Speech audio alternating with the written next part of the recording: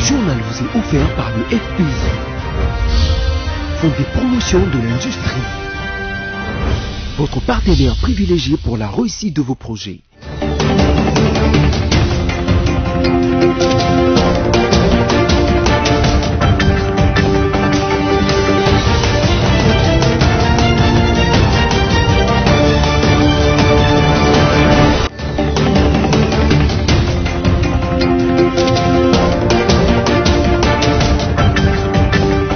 Mesdames, Messieurs, bienvenue à ce nouveau numéro du journal sur BSC TV, dont voici le sommaire. Le président de la République, Félix Antoine Tshisekedi Tshilombo, a échangé lundi 9 mars 2020 à la Cité de l'Union africaine avec une délégation des femmes d'exception conduite par sa coordonnatrice Annie Modi. La promotion de l'égalité du genre en RDC a été au centre de l'audience. Et puis la dame au grand cœur, Marie-Olive Lembe Kabila, a passé sa journée du 8 mars, date qui marque la célébration de droits de femmes au quartier Bibois, dans la périphérie de Kinshasa. Sur place, Marie-Olive Lembe a visité quelques habitants de la cité qui portent son nom, à qui elle a remis quelques cadeaux. Le président chinois Xi Jinping a effectué pour sa première fois mardi 10 mars 2020 une visite surprise à Wuhan, où est partie l'épidémie du coronavirus. Un déplacement destiné à montrer que la lutte contre cette maladie est gagnée en Chine.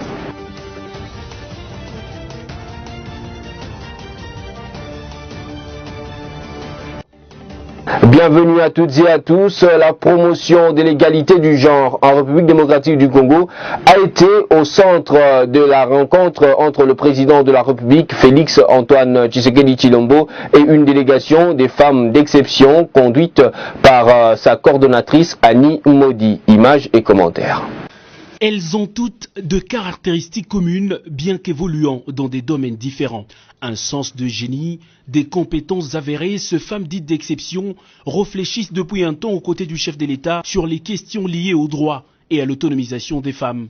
Cette rencontre, la 4e de suite, a permis à cet échantillon de l'élite féminine congolaise d'évaluer l'action du président de la République dans le domaine du genre et des droits des femmes. Nous avons exprimé notre reconnaissance pour des actions positives menées. Nous sommes sans le savoir qu'on a atteint pour la première fois les taux les plus élevés. Ce n'est pas encore l'idéal des femmes dans le gouvernement. Nous avons des portefeuilles à valeur vraiment très élevée accordés aux femmes. Les plans, les ministères des Affaires étrangères. Cependant, il y a les défis qui restent encore à relever, notamment les problèmes de l'insécurité, comment est-ce qu'on peut répondre aux problèmes de la pauvreté, les vécus quotidiens de la population. Le chef de l'État, en présence du personnel féminin de son cabinet, rassurait ces femmes d'exception de son engagement à lutter à leur côté pour mettre fin à toute forme de discrimination. Outre les actions déjà entreprises, plusieurs autres sont en perspective. Développer la RDC dans toutes ses dimensions et sa grandeur, l'ambition est celle nourrie par Félix Antoine Tshisekedi qui insiste, pas de développement sans la femme. Dans une déclaration à la radio-télévision nationale RTNC, le porte-parole du président de la République, Kasongo Mwemba Yamba Yamba, dit que la mission onusienne en RDC ne pilote pas l'enquête sur la mort inopinée du général Delphin Kayimbi, patron de renseignement militaire. Cette tâche revient plutôt aux juridictions congolaises compétentes. La MONUSCO a été sollicitée pour donner son concours technique et scientifique. Suivez Kasongo Mwemba Yamba Yamba. Je viens pour faire la mise au point suivante. Contrairement à certains propos repris dans le point 4 de la communication de son Excellence Monsieur le Président de la République, propos repris dans le compte-rendu de la 24e réunion du Conseil des ministres, l'enquête sur le décès du général Delphin Kayimbi a été confiée aux autorités congolaises compétentes et non à la MONUSCO. La MONUSCO, dont ce n'est pas la vocation en République démocratique du Congo. Le concours de la MONUSCO a été requis sur les plans techniques et scientifiques et uniquement dans ces deux domaines-là. Merci. Ils n'ont pas voulu passer leurs vacances parlementaires à l'étranger ou en famille. Les sénateurs de la ville-province de Kinshasa ont décidé de communier avec leur base. Ils ont effectué différentes descentes dans certains coins de la capitale RD congolaise. Suivez les images dans cet élément de Christelle Genda. Ils n'ont pas voulu passer leurs vacances parlementaires à l'étranger ou en famille, les sénateurs de la ville-province de Kinshasa. Ils ont décidé de communier avec leur base et ont effectué différentes descentes dans le coin de la capitale. Après la visite de maisons communales et de quelques autres endroits importants, ils ont demandé une intervention urgente du gouvernement. Et bien avant, les sénateurs de la ville-province de Kinshasa ont rendu visite au président de l'Assemblée provinciale de Kinshasa à qui ils ont présenté leur civilité. Après les échanges, le numéro 1 de l'Assemblée provinciale de Kinshasa a encouragé la démarche de ces sénateurs et leur a souhaité plein succès. Tu as tourné autour de la ville de Kinshasa. Nous étions émerveillés de voir ces grands sénateurs se transporter vers nous pour chercher à comprendre comment fonctionne la ville et s'impliquer dans son développement. À la tête du groupe des sénateurs, Didier Moumengi s'est confié à la presse après la rencontre des sénateurs avec le président de l'Assemblée provinciale de Kinshasa. Les bénéfices de l'entretien du jour, c'est l'accord de mettre en place une structure d'interaction fonctionnelle entre les sénateurs de la ville de Kinshasa et les institutions provinciales. D'un coin à un autre de Kinshasa, les sénateurs quinois ont visité l'hôpital ex-Mamayemo, les sites de l'ECC où l'on recycle les déchets plastiques, les sites érosifs de Delvaux, l'école technique de Ngaba. Ensuite, pour clôturer comme de pères des familles, les sénateurs ont organisé une causerie morale avec les enfants appelés communément Chégué en leur garantissant de bonnes choses pour leur avenir. Si dimanche, on a simbi à $10. Comme ce souk à mon, on a simbi à 3000 francs, 2000 francs. Parce que la monnaie, moi, la moi, c'est mon roboué, c'est pépé, c'est mon roboué. Ça peut être un bon roboué, il y a mon aile. Masco, il y a. Dans ça, elle est négligée. Quand on a simbi à 3000 fois, 2000. Notre rôle, c'est de chercher à les occuper. Parce que à partir du moment où ils vont avoir une occupation, à ce moment-là, ils vont oublier cette activité qu'ils ont. Donc nous sommes donc bien dans notre rôle, nous faisons ce que nous sommes en train de faire. Nous pensons que le rapport, nous allons le donner au Sénat.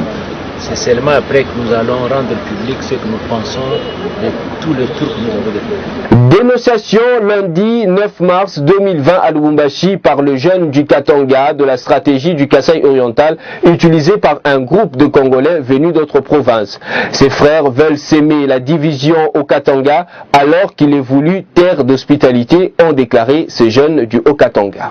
Katanga, le jeune Katanga, dénonçons aujourd'hui la stratégie du chaos prônée par les frères venus d'ailleurs. Nous rappelons que Katanga, c'est une terre très hospitalière qui a accepté de recevoir toutes les communautés, l'autrefois du Zaïre, aujourd'hui. Mais nous n'accepterons pas qu'un groupe ethnico-tribalo ayant comme idée proto-bantou de chercher à décider sur le sol ou le sort des Katanga. Nous rappelons que le gouverneur Jacques Kabila, il reste l'homme le plus populaire de chez nous. Il reste le seul monsieur qui a respecté les attentes du chef de l'État. Je rappelle, ou nous rappelons, qu'en ce jour, nous constatons un vaste complot boutiqué dans l'autre province ou l'autre région voisine. Et ce complot a comme idée de déstabiliser la province ou la région du Katanga. Nous demandons à tous les Katangais, toutes les communautés du Katanga, d'être debout et dehors demain les 10 à partir de 5h du matin dans l'idée de soutenir le digne fils du Katanga, l'honorable Jacques Kiaboula Katou, notre frère, camarade, notre sang et notre enfant. Le Fonds de promotion de l'industrie FPI ouvre une action judiciaire contre les débiteurs insolvables. Le temps est largement dépassé. L'ultimatum de 24 heures donné aux débiteurs insolvables étant expiré, le FPI entre dans sa phase décisive et décide d'explorer la piste judiciaire. Images et commentaires. Le temps de grâce est largement dépassé. L'ultimatum des 24 heures donné aux débiteurs insolvables étant expiré, le Fonds de promotion de l'industrie FPI entre dans la phase décisive et décide d'explorer la piste judiciaire. Un collectif d'avocats vient d'être constitué ce mardi 10 mars 2020 afin de procéder au recouvrement forcé par voie judiciaire. Cette rencontre autour du directeur général adjoint Boniface Kassembe se voulut pour mettre en place le collectif de 5 avocats qui procéderont au recouvrement forcé aux créances des débiteurs défaillants mais aussi de tout bénéficiaire d'une subvention non réalisée. Des procédures et actions judiciaires vont être engagées afin de recouvrer ces créances, a indiqué Maître Robert Mutombo Mbayo, membre du collectif. Il vous souviendra qu'il y a quelques jours, Son Excellence, Monsieur le ministre de l'Industrie, a décrété un moratoire pour le recouvrement des impayés du FPI. Et ce jour, la direction générale du FPI, dans le respect de ce moratoire, a réuni le collectif d'avocats que vous voyez à mes côtés pour lancer les actions de recouvrement forcé auprès de ces débiteurs défaillants. Donc c'est l'objet de la réunion que nous venons de tenir ce jour avec ces collectifs d'avocats. Cette procédure fait partie de la stratégie mise en place de la direction générale qui vise à recouvrer à tout prix ces créances qui traînent entre les mains des débiteurs défaillants. Le FPI tient au recouvrement de cette dette évaluée à plus ou moins 150 millions de dollars américains pour lui permettre de financer au moins un projet par territoire à hauteur d'1 million de dollars dans les 145 territoires que compte la République démocratique du Congo. Et puis en santé, un programme pour supprimer le virus Ebola dans les spermes de certains survivants est envisagé par la RDC. C'est ce qu'a déclaré le secrétaire technique du comité multisectoriel de lutte contre l'épidémie à virus Ebola, le docteur Jean-Jacques Mouyembe. Stella Chema nous en parle. La République démocratique du Congo envisage un programme pour supprimer le virus d'Ebola dans les spermes de certains survivants. Après les succès enregistrés ces derniers mois qui a permis de penser à une période de transition après le compte à rebours des 42 jours lancé par l'Organisation mondiale de la santé, OMS. Selon le docteur Jean-Jacques Mouyembe, secrétaire technique du comité multisectoriel de lutte contre la maladie à virus Ebola, le fait d'avoir des survivants est une chance. Malheureusement, quand ils rentrent dans la communauté, il y a stigmatisation. Leur réinsération est un problème psychologique et social, un problème qu'il faut résoudre. Les nouveaux problèmes que nous devions étudier est le fait que certains survivants continuent à sécréter les virus dans leur sperme, peuvent transmettre la maladie à leur conjointe, a expliqué Mouyembe. Les nouveaux problèmes seront pris en charge à travers un programme avec les Français et les Américains. Et puis cette information, le premier cas du coronavirus a été identifié à Kinshasa, a annoncé sur les ondes de la radio Top Congo FM le ministre de la Santé, le docteur Eteni Longondo. Il s'agit d'une personne de nationalité étrangère qui venait de Belgique et qui a été contrôlée à son arrivée sur le territoire, précise le docteur Eteni Longondo. Chers compatriotes, nous venons d'être informés par nos services attitrés d'un premier cas confirmé de coronavirus Covid-19 en République démocratique du Congo, précisément à Kinshasa. En effet, il s'agit d'une personne de sexe masculin, âgée de 52 ans, de nationalité congolaise résidant en France. Il est arrivé à Kinshasa le 8 mars en provenance de la France. À son arrivée, il ne présentait aucun signe de la maladie à coronavirus. Il a été consulté dans une clinique de la place pour des symptômes suivants: la fièvre, la toux et le rhume. Sur la base de ces symptômes et au vu de ses antécédents, c'est-à-dire provenance d'un pays épidémique, nos services ont été alertés et ont réalisé des prélèvements qui se sont avérés positifs au Covid-19 il y a quelques heures. Tout à fait autre chose, accompagné de médecins spécialistes et infirmières, Marie-Olive Lembe Kabila se rendue au centre hospitalier de référence portant son nom à Bibois pour une visite d'inspection avant l'inauguration de cette infrastructure hospitalière. Stella Chema y était pour le compte de BSC-TV. Ce bâtiment, situé en plein cœur du quartier Bibois, dans la cité, Maman Olive va répondre aux besoins criants de la couverture sanitaire pour les populations de communes périphériques de Kinshasa. Accompagnée de quelques médecins spécialistes et infirmières, Marie-Olive Lembe Kabila, maître d'ouvrage, s'est rendue au centre hospitalier de référence portant son nom pour une visite d'inspection. Sur place, ce sont les derniers réglages pour les installations des matériels médicaux de dernière génération avant l'inauguration.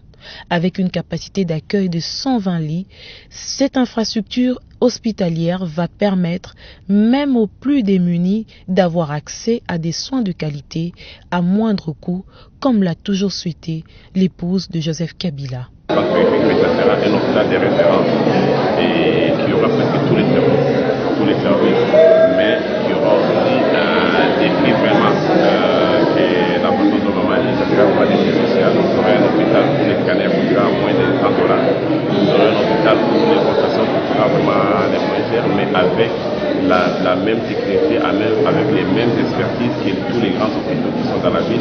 C'est un centre hospitalier moderne, doté de 3 blocs opératoires, 2 grandes salles gynécologiques, une salle de réanimation et des chambres VIP de réanimation, avec presque tous les services opérationnels. Il y aura les services d'urgence, il y aura les services d'orthopédie, il y aura les services de cardiologie, il y aura tout ce qu'il y a comme spécialité. Il y aura par exemple, vous allez voir les blocs opératoires, il y aura l'imagerie avec un scanner de 24 pareils.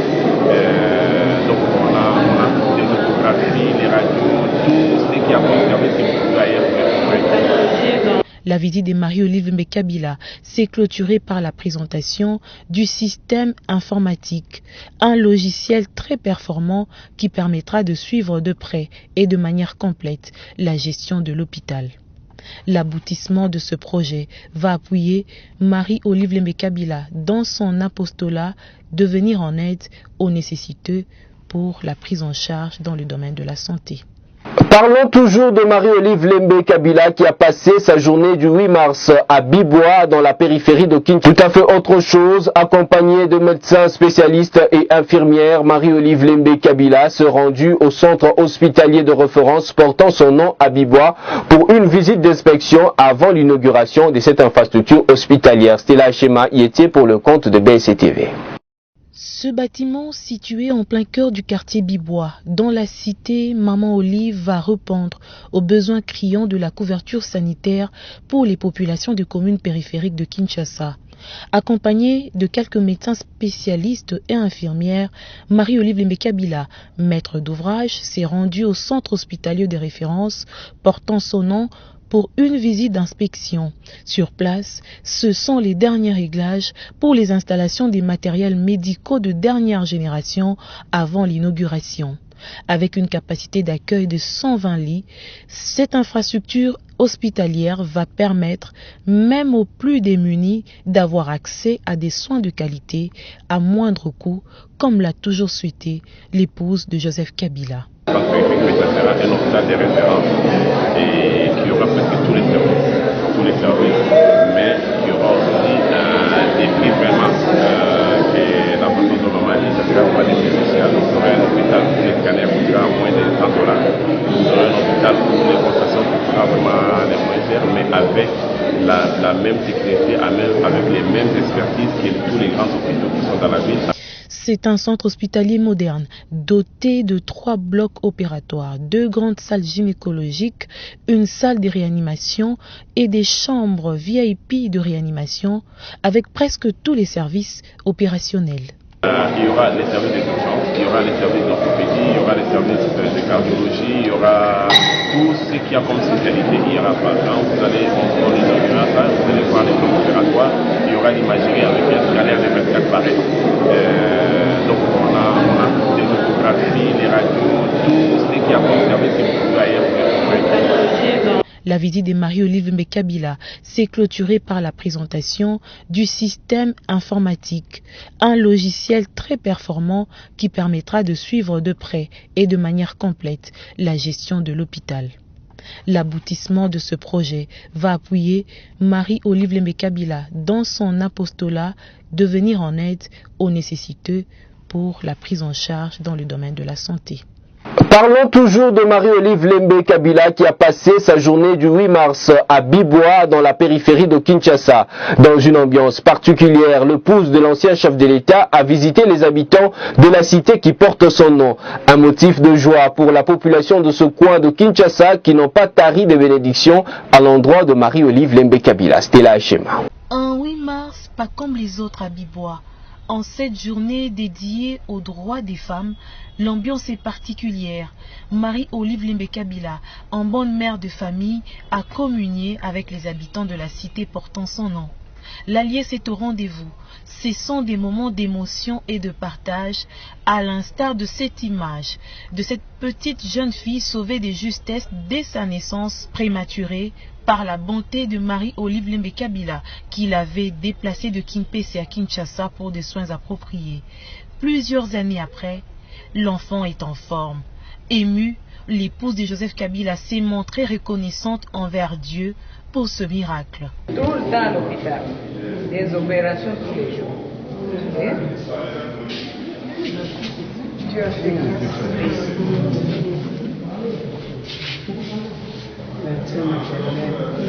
Autre moment de retrouvailles, dans le hall du centre hospitalier de référence Maman Olive, l'épouse de Joseph Kabila s'étreint pendant quelques instants avec la talentueuse artiste peintre Rose Mata qui s'est vue propriétaire d'une maison dans la cité Maman Olive grâce à la générosité de la femme au grand cœur.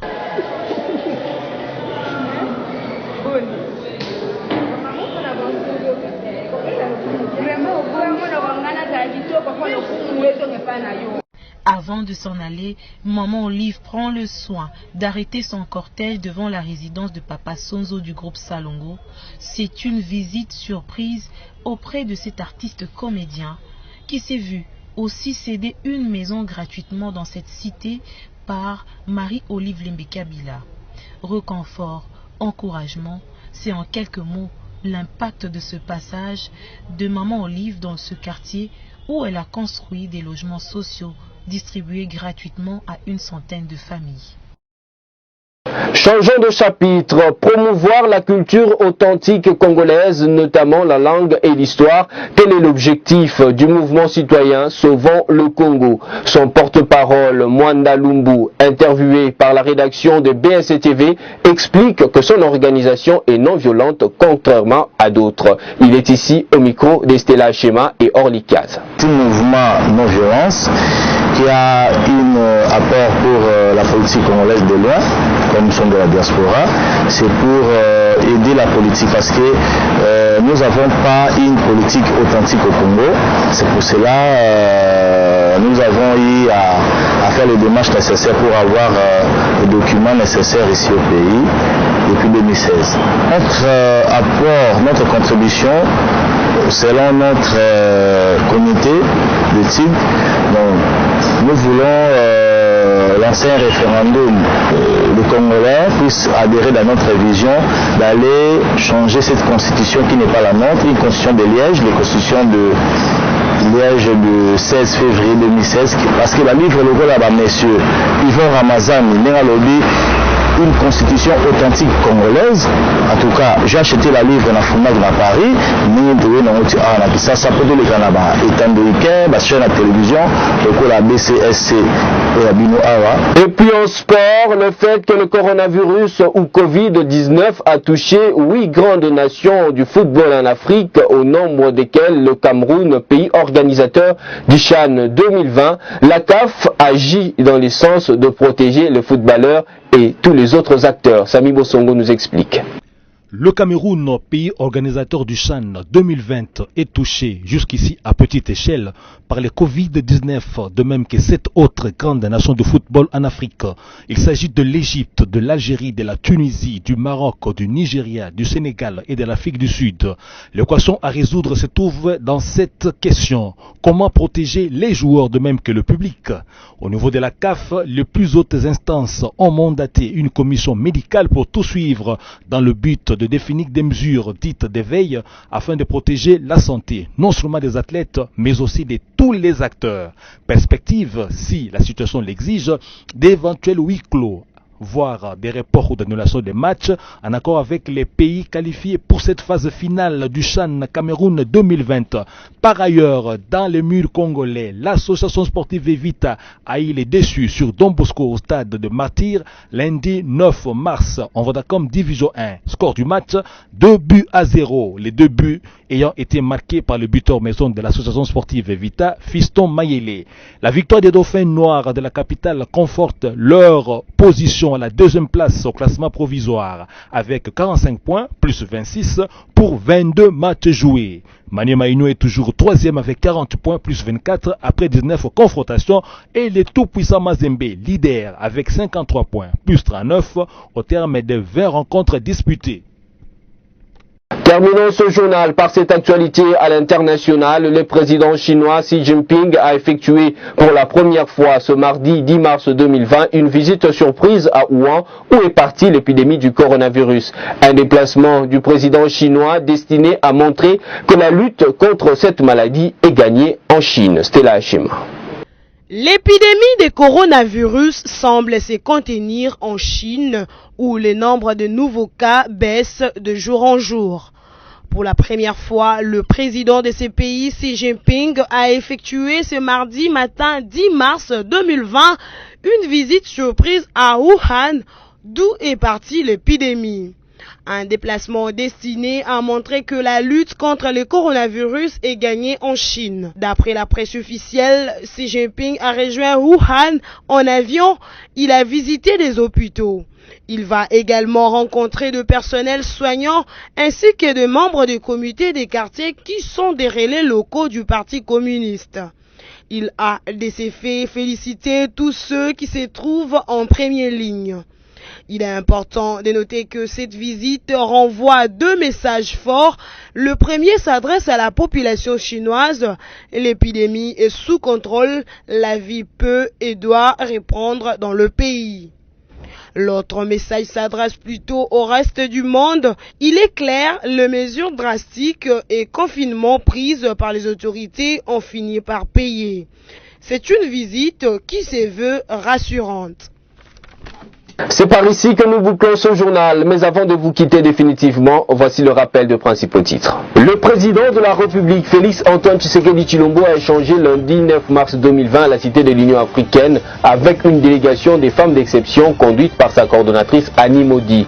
La promotion de l'égalité du genre en RDC a été au centre de l'audience. Et puis la dame au grand cœur, Marie-Olive Lembe Kabila, a passé sa journée du 8 mars, date qui marque la célébration de droits de femmes au quartier Bibois, dans la périphérie de Kinshasa.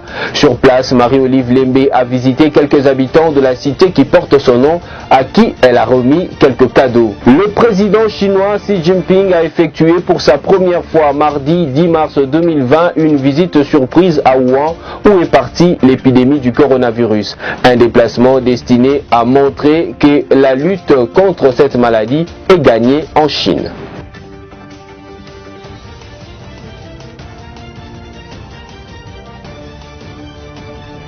Ce journal est terminé, vous nous avez suivis depuis la commune de Kintambo à Kinshasa. Restez fidèles à BSC TV car les actualités sont en continu.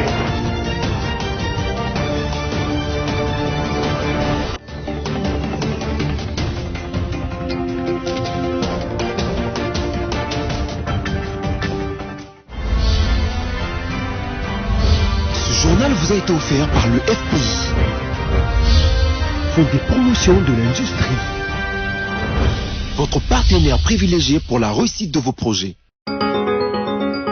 Mesdames et messieurs, bienvenue à la lecture de médias en ligne sélectionnés et résumés pour vous sur BSC Télévision ce mardi 10 mars 2020. Ouvrons cette revue de presse avec les sites d'information Radio Okapi qui titre à sa une « Prison de Mouzézé, par manque de bandes hygiéniques, certaines femmes utilisent des morceaux de mousse lors des menstrues ». Des femmes détenues à la prison centrale de Mouzézé à Goma se disent privées de plusieurs droits, notamment l'accès aux soins hygiéniques et médicaux, l'accès à une justice équitable et bien d'autres droits.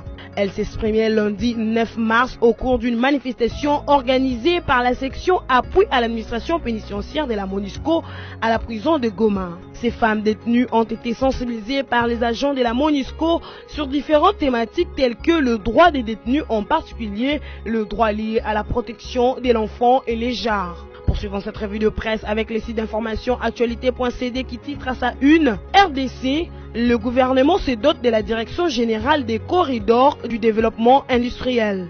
Le Premier ministre Sylvestre Ilunga Ilunkamba a signé un décret portant création, organisation et fonctionnement de la direction générale des corridors des développements industriels DGCD grâce au plaidoyer mené par le ministre de l'Industrie Julien Paluku. Ce lundi 9 mars, le directeur général du corridor des développements industriels, pilote du Congo central, Gilbert Kabwe Kazadi, est venu remercier le ministre de l'Industrie pour ses paris gagnés. L'étape suivante reste la nomination des animateurs de cette institution. Bouclons cette revue de presse avec les sites d'information Agence congolaise de presse qui titre à sa une « Le procès des enfants volés en RDC et adoptés en Belgique, bientôt devant un tribunal correctionnel ». Bruxelles, 10 mars 2020, le procès concernant les dossiers de 8 enfants arrachés à leurs parents en République démocratique du Congo et adoptés en Belgique s'ouvrira prochainement au tribunal correctionnel de Dinant en Belgique, rapporte le journal belge La Libre Belgique dans sa livraison de lundi 9 mars 2020. Selon cette source, l'instruction préjuridictionnelle qui vient d'être bouclée a retenu comme principale prévention la prise d'otages ainsi que l'enlèvement de jeunes enfants dont 5 ont été adoptés. L'affaire éclate en 2016 lorsque 3 couples belges sont convoqués au parquet fédéral qui leur annonce que les 3 filles qu'ils ont adoptées ne sont pas en réalité des orphelins, mais plutôt des enfants kidnappés en RDC et placés dans un orphelinat de Kinshasa avant d'être envoyés en Belgique. Cette revue de presse est terminée. Merci à vous de l'avoir suivie.